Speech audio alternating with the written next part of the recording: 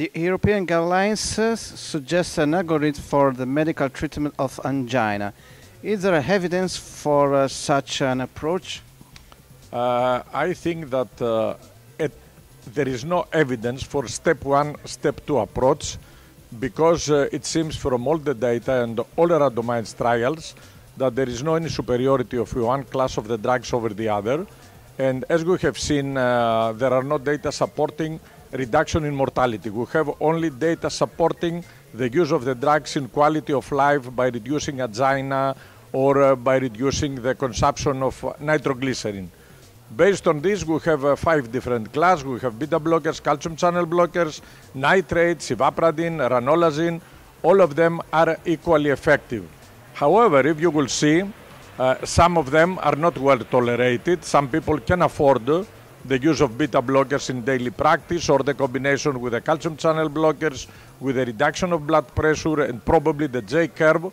So it seems that new drugs are promising, because both of them are tested with randomized controlled trials, large number of participants, all of them well treated with high percentage of statins, high percentage of RAS blockers. That means the data with a new drug like ivapradine and ranolazine are better, let's say, studied in comparison with the previous drugs. However, in case of stable coronary artery disease, if we have angina, there is a clear superiority in this field of ranolazine. And it seems that there are some pleiotropic effects of ranolazine related to diabetes mellitus, to atrial fibrillation, and also superiority in women with microvascular disease. Ivapradine is superior in case that you have high heart rate, or if you have heart failure, but on the other side, ivapradine is not effective in case, or it's not indicated in case of atrial fibrillation. So, with this algorithm that we are proposing an individualized treatment. First of all, based on comorbidities, because patients with coronary artery disease, they have many comorbidities. And second step will be to a different approach, I would say, based on heart rate and blood pressure. So we have 2 targets: heart rate higher or less than 60, blood pressure higher or less than 120. So based on this, you have 4 different groups, and you can use the appropriate drug treatment according to comorbidities, blood pressure, and heart rate. And it's possible to individualize patients and tailor treatment according to their risk factors.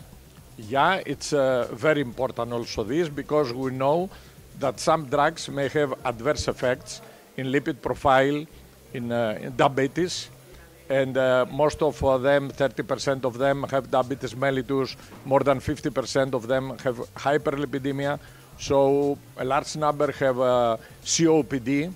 So in case we know that you are going to use beta blockers, it's better to use the vasodilating beta blockers with neutral effect in lipid profile, with a better blood pressure reduction.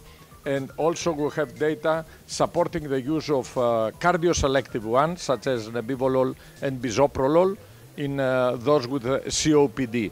So not all the drugs are the same for all patients. And about this Congress, it's a very successful comment about this Congress. Yeah, we are really happy to host this meeting in the historical city of Thessaloniki.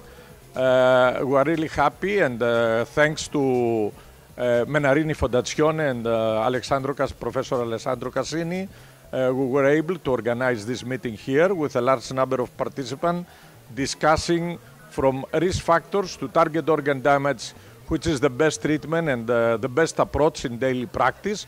Once again, individualizing the drug treatment, and also having more an update in the treatment of more diseases, such as atrial fibrillation, pulmonary embolism, heart failure, giving to participants an update in the treatment of all cardiovascular continuum.